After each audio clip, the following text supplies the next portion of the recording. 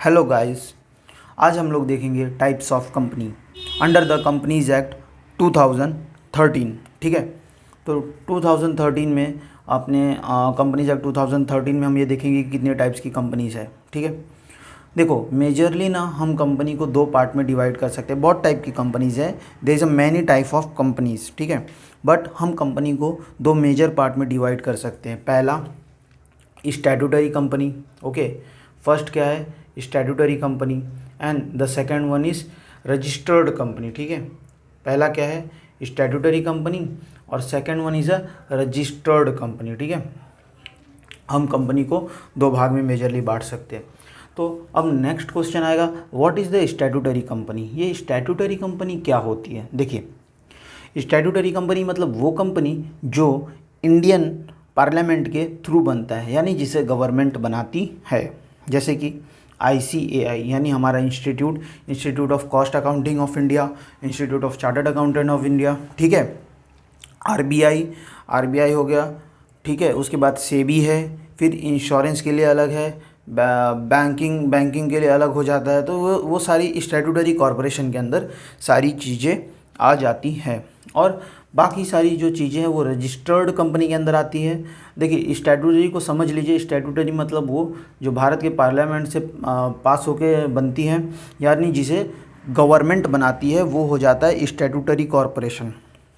और अब registered company की बात करें, जो कि रजिस्टर्ड होती हैं कंपनीज एक्ट 2013 में। ठीक है, वो कंपनी जो रजिस्टर्ड होती हैं कंपनीज एक्ट 2013 में। नाउ देखते हैं वो सारी कंपनीज क्या हैं। तो सबसे पहले on the basis of liability, यानी अगर लाइबिलिटी के बेसिस पे देखेंगे तो तीन तरीके की कंपनी हो सकती है। लिमिटेड बाय शेयर, यानी वो कंपनी जो लिमिटेड बाय शेयर है। आगे आने वाले वीडियो में हम हर एक कंपनी के बारे में डिटेल में पढ़ेंगे। इस वीडियो में मैं सिर्फ आपको समरी दे रहा हूँ कि कितने टाइप्स की कंपनीज़ है, और जो मैंने सेक्शन रेड पेन से लिखा है वो सेक्शन कंपलसरी है, आपको याद रखना पड़ेगा एग्ज़ाम के लिए। ठीक है, limited by share, limited by guarantee, limited by shares, limited by guarantee and those company जो अनलिमिटेड होती है, अनलिमिटेड कंपनी जिसमें होता है। तो ये तीनों क्या है ये मैं आगे आने वाले वीडियो में बताऊंगा। बस आप ये अपने ध्यान में रख के चलिए कि on the basis of liability तीन तरीके की कंपनी होती है, limited by share, limited by guarantee और अनलिमिटेड कंपनी। इसे आप इग्नोर भी कर सकते हैं, कोई दिक्कत नहीं है। आप ये याद रखिए बस, अनलिमिटेड कंपनी, तीन तरीके की company on the basis of liability. ठीक है, on the basis of member के बेसिस पे कितनी कंपनी होती है वो देखना है। तो देखिए, मेंबर के बेसिस पे तीन तरीके की कंपनी होती है, public company, private company, OPC। तीनों का सेक्शन भी याद रख लीजिए। पब्लिक का है 71, प्राइवेट का है 68 और OPC का है 62।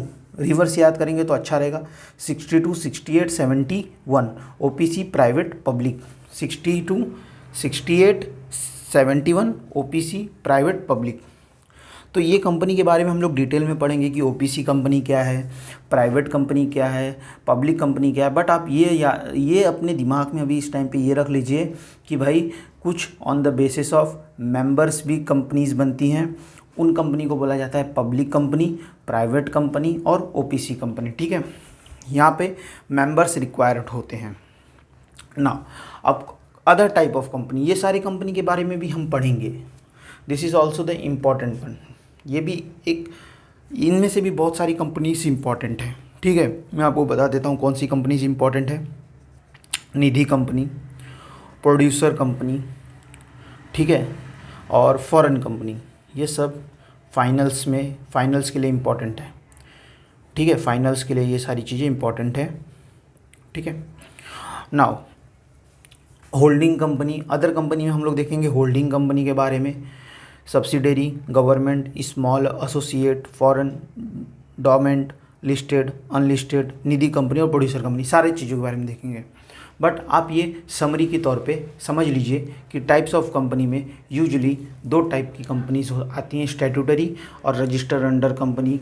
जब रजिस्टर्ड अंडर कंपनी की बात करेंगे तो दो चीज़ें मेन इंपॉर्टेंट हैं। On the basis of liability कुछ कंपनियाँ बनती हैं, on the basis of member कुछ कंपनियां बनती हैं, और बाकी जो अदर कंपनीज है उसके भी इम्पोर्टेंट्स हैं, और उसको हम लोग एक एक करके आगे आने वाले वीडियो में पढ़ेंगे। आप सभी का धन्यवाद।